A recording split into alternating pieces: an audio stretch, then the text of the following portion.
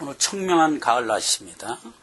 오늘은 특별히 야외 예배로 하나님 앞에 예배를 드립니다. 창밖에 보이는 호수가 아주 맑고 청명합니다. 좋은 자연 환경에서 하루를 즐기면서 하나님 앞에 예배를 드리도록 하겠습니다.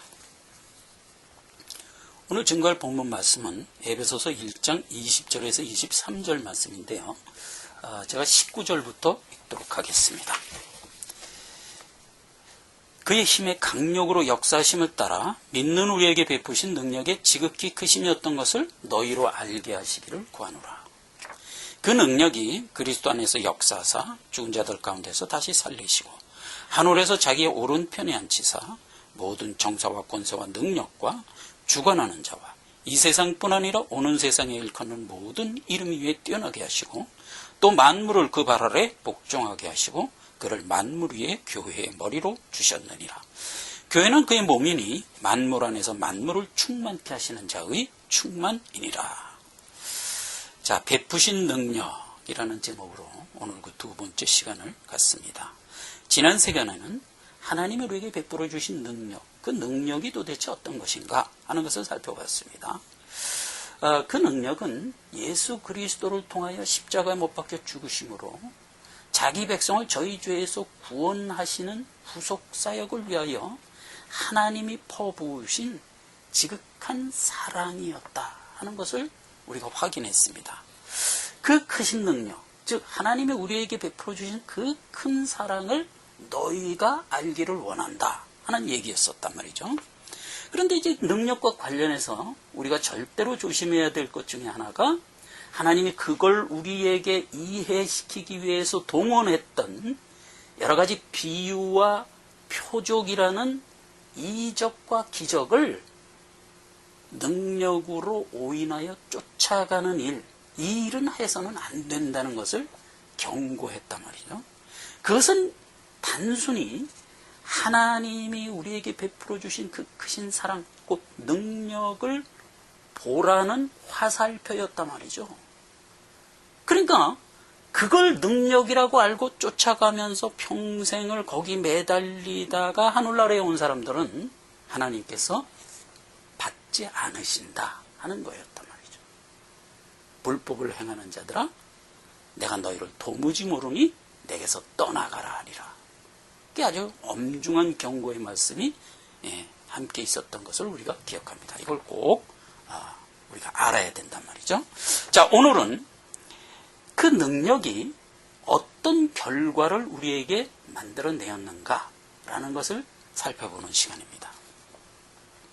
20절에 보니까 그 능력이 그리스도 안에서 역사하사 죽은 자들 가운데서 다시 살리시고 하늘에서 자기의 오른편에 앉히셨다 그럽니다.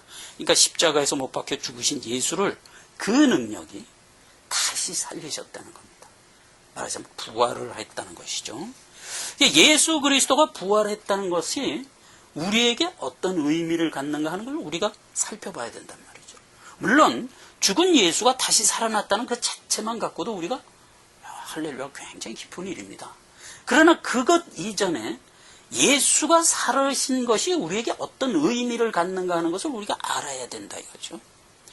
고린도전서는 부활장이라고 그럽니다. 근데 그 고린도전서에 이런 구절이 있는 것을 우리가 보게 됩니다. 17절에 그리스도께서 다시 사신 것이 없으면 너희의 믿음도 헛되고 너희가 여전히 죄 가운데 있을 것이요. 그러니까 이렇게 얘기하는 셈입니다. 만일 예수 그리스도께서 십자가에 못 박혀 죽으시고 살아나지 않으셨다면 어떻게 될 것인가? 그 얘기예요. 그러니까 예수 그리스도가 십자가에 못 박혀 죽고 부활해야만 하나님이 그 제사를 연락하여 죄사함의 대속의 은혜가 우리에게 영향된다 이런 뜻입니다. 이 문제를 좀 분명하게 이해하는 방법 중에 하나는 옛날에 모형으로 주었던 구약 사건으로 가보는 겁니다. 이스라엘 백성들에게 제사 제도를 모형으로 주었었죠. 그럼 이제 제사장이 1년간 백성의 죄를 다 모아서 양에게 전가시킵니다. 양에게 전가된 그 양을 잡아서 그 피를 가지고 지성소로 들어가는 겁니다. 그래서 이제 하나님께 그 피를 뿌려서 1년간 이스라엘 모든 백성의 죄를 이 피로 심판하여 하나님께 가지고 왔습니다. 그러면 하나님이 그 제사를 연납하면 이제 제사장이 피를 뿌리고 돌아서 지성소 바깥으로 나와서 살아나오면 그 제사가 연납되는 겁니다. 근데 이제 가끔 그 제사장이 살아서 나오지 못하고 제사 드리다가 죽는 경우가 있었단 말이죠. 그래서 제사장은 양의 피를 가지고 들어가기 전에 어떤 모습으로 들어가냐 하면 출애굽기 39장 25절에 보니까 이렇게 얘기합니다. 정금으로 방울을 만들어 그 옷 가장자리에 돌아가며 성류 사이에 달고 들어가라 이겁니다. 그러니까 이제 긴 러브를 입어죠. 러브 밑자락에 금으로 방울을 만들어서 이렇게 쭉 달고 들어가라는 겁니다. 그리고 노끈을 굵게 묶어서 이제 허리에 동이고 그 노끈 끝을 성소 바깥에 들이우고 들어가는 겁니다. 그래서 안에 들어가서 이제 피를 뿌리면서 제사를 드리는 겁니다. 근데 바깥에서는 제사장이 제사 드리는 모습을 볼 수는 없지만 방울 소리를 통해서 이제 확인이 되는 겁니다. 딸랑딸랑딸랑딸랑, 이게 제사를 지금 잘 드리고 있구나. 그리고 딸랑딸랑딸랑 해서 나오면 되는 겁니다. 그럼 제사장이 살아나오면 그 제사가 하나님께 연납된 겁니다. 1년간 모든 이스라엘 백성의 죄는 이제 사함받고 새 마음과 정신을 갖고 또 한 해를 살아가는 겁니다. 말하자면 이걸 모형으로 준 제사 제도였었단 말이죠. 근데 가끔 죽는 경우가 있어요. 근데 만약에 제사장이 부정한 몸으로 제사를 드리다가 죽으면 어떻게 되냐? 방울 소리가 들리다가 갑자기 방울 소리가 안 들리게 될 거란 말이에요. 제사장이 잘못됐구나. 그럼 이제 그 죽은 제사장을 수습하러 아무도 그 지성소 안으로 들어갈 수가 없었습니다. 그럼 누구든지 들어가면 죽으니까. 할 수 없이 허리에 묶은 노끈을 잡아다녀서 그 시체를 수습하여 말하자면 새롭게 제사장을 다시 거룩하게 구별해 다시 제사를 드려야 했단 말이죠. 가끔 이런 일이 있었단 말이죠. 그래서 여기서 우리가 알 수 있는 게 뭐냐면 그 제사가 하나님께 연락되기 위해서는 제사 드린 제사장이 살아나와야 비로소 제사가 끝이 나는 거란 말이죠. 그러니까 오늘날 예수 그리스도의 십자가 대속의 제사는 예수님이 친히 제사장이 돼서 들어가신 겁니다. 피 흘려 죽는 양은 누구예요? 자신이 또 제물이 된 겁니다. 그러니까 예수님이 1인 2역이에요. 자신이 제사장이 되며 자신이 또 피 흘려 죽는 제물이 돼서 말하자면 하나님께 십자가 대속의 제사를 드린 겁니다. 그 제사를 하나님이 기쁘게 받으시고 저희 백성을 저희 죄에서 구원하는 일을 용인했단 말이에요. 용인했다는 것이 뭐에서 나타나냐?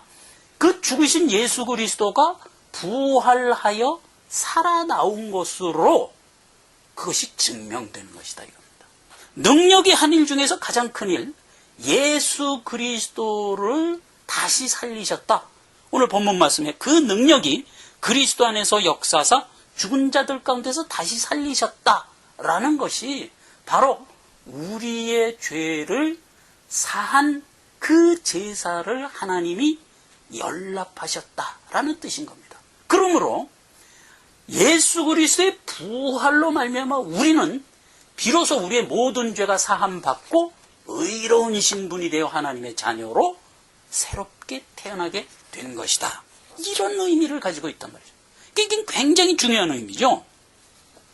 로마서 4장 2절이 바로 그 얘기를 분명하게 이렇게 정의하고 있습니다. 예수는 우리 범죄함을 위하여 내어줌이 되고 또한 우리의 의롭다 하심을 위하여 살아나셨느니라. 이게 이제 예수님이 부활하신 참 우리가 꼭 알아야 되는 의미 중에 하나인 겁니다. 그리고 그 예수님이 부활한 것은 또 다른 의미가 있어요. 뭐냐면 예수님이 이 땅에 오실 때 사람의 몸으로 오셨거든요. 사람으로 3년간 사시다가 십자가에 못 박혀 죽으시고 부활하신 거란 말이에요. 사람이 부활한 첫 열매를 우리에게 보여주신 꼴이 됐단 말이죠. 그래서 성경은 늘 예수 그리스도의 부활을 부활의 첫 열매라고 얘기하는 겁니다. 첫 열매 그러면 벌써 그 말 안에 무엇이 포함되어 있어요? 둘째가 있다는 것을 시준하고 있잖아요. 그 둘째가 누구예요? 그게 바로 우리란 말이죠. 고린도서 15장 23절이 그 얘기를 이렇게 하고 있습니다. 그러나 각각 자기 차례대로 되리니 먼저는 첫 열매인 그리스도요, 다음에는 그리스도 강림할 때 그에게 붙은 자요. 누구예요? 우리를 얘기하는 겁니다. 우리가 그 둘째 열매가 될 거라는 얘기입니다. 우리는 지금 육신의 몸을 입고 삽니다. 예수님도 이 땅에 성육신하여 사람의 몸을 입고 사셨어요. 그때 예수님이 가졌던 몸, 우리가 지금 가졌던 몸은 동일한 몸이었어요. 연약하고 죽을 수 있는 그런 몸이었었죠. 육의 몸을 가지고 있었단 말이에요. 물론 예수님은 죄 없는 육의 몸을 가지고 계셨지만 부활할 때는 그 육의 몸이 그대로 다시 살아나는 게 아니라 그때는 신령한 육의 몸으로 살아난다 이겁니다. 그 두 번째 열매를 우리에게 약속하고 있단 말이에요. 그래서 요한일서 3장 2절이 그걸 얘기하고 있습니다. 사랑하는 자들아, 우리가 지금은 하나님의 자녀라. 장래에 어떻게 될 것은 아직 나타나지 않았으나 그가 나타나심이 되면 우리가 그와 같을 줄 아는 것은 그에 계신 그대로 볼 것을 이남이니라. 이게 이제 예수님이 살아나오신 부활이 우리에게 주는 내용이다 이겁니다. 자, 두 번째, 하나님이 우리에게 십자가에서 보여주신 그 크신 사랑, 곧 능력이 어떤 일을 만들어냈는가? 예수를 그리스도 되게 하셨다 이겁니다. 예수님 부활 승천하고 제자들이 이제 그 증인의 사명을 가지고 세상에 나가서 이제 증거합니다.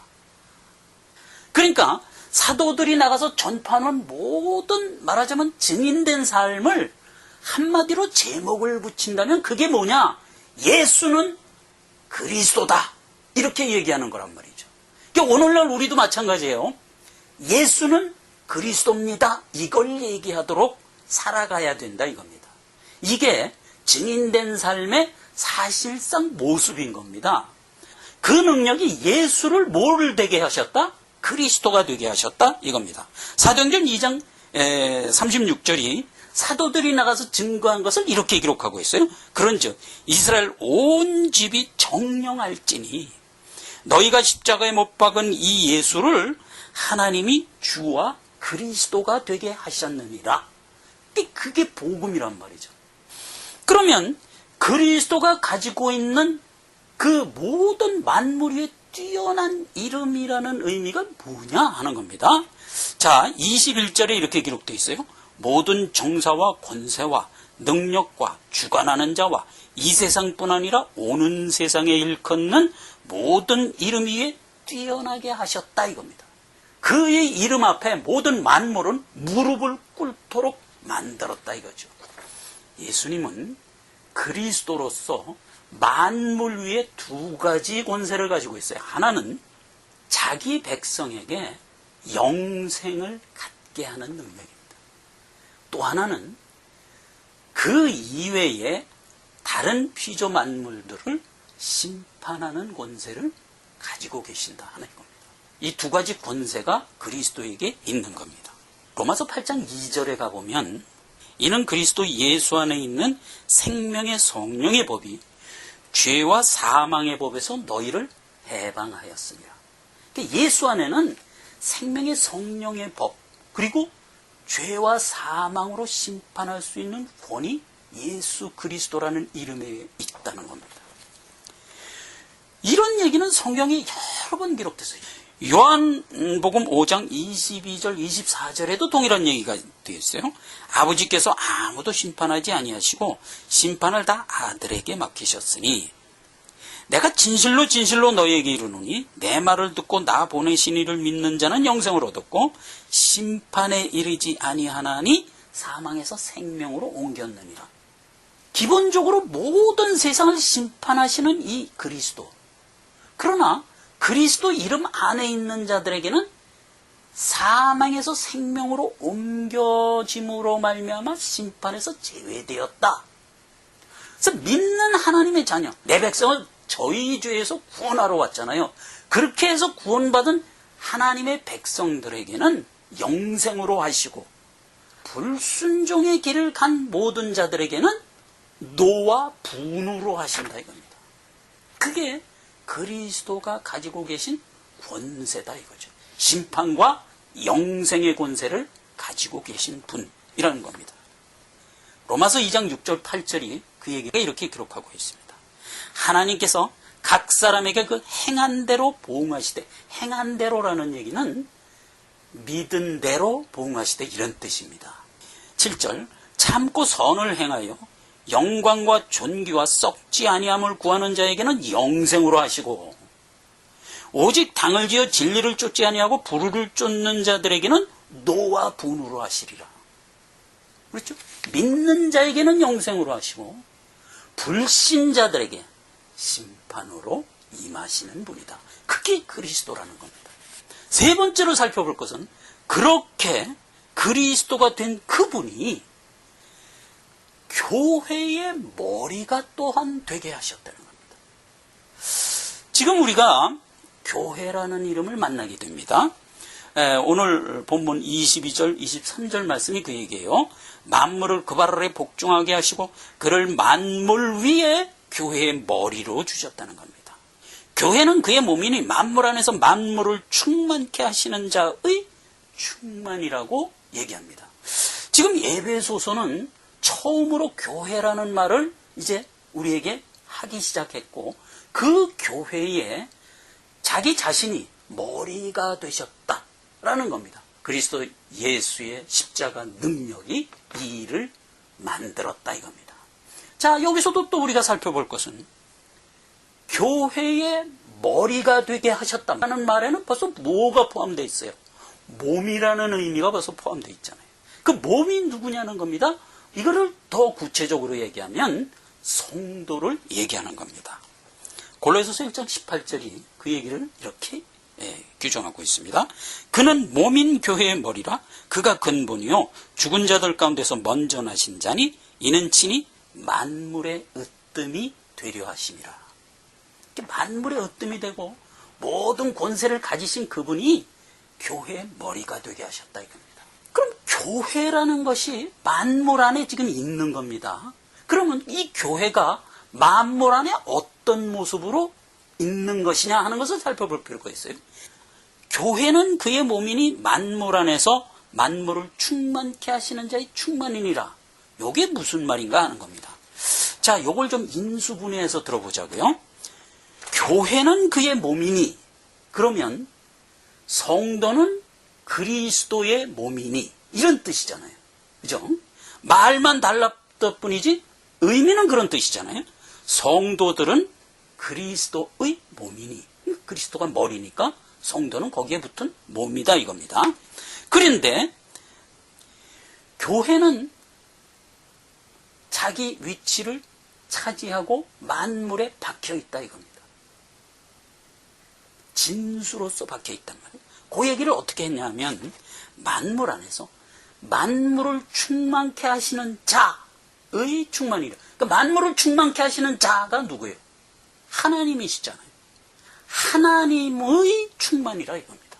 누가? 교회가. 또 교회는 온 천하 만물에 하나님의 충만이 깃들어져 있는 진수와 같은 부분이다 이런 뜻입니다. 그 교회에 친히 그리스도가 머리가 되게 하셨다 이런 말입니다. 여러분, 온 천하 만물을 우리가 인식합니다. 그죠? 자기 자체적인 어떤 말하자면 역사를 가지고 흘러왔습니다. 그런데 그 모든 만물이 무엇 때문에 존재하냐 이거죠. 그 만물 안에, 그러니까 온 천하 만물이 흐르고 있는 역사 가운데 지금 교회는 그 중심의 진수가 되어서 딱 가운데를 차지하고 지금 배어 있단 말이죠. 그래서 온 만물은 어떤 의미에서 누구를 위해서 존재하느냐? 교회를 위하여 존재하는 겁니다.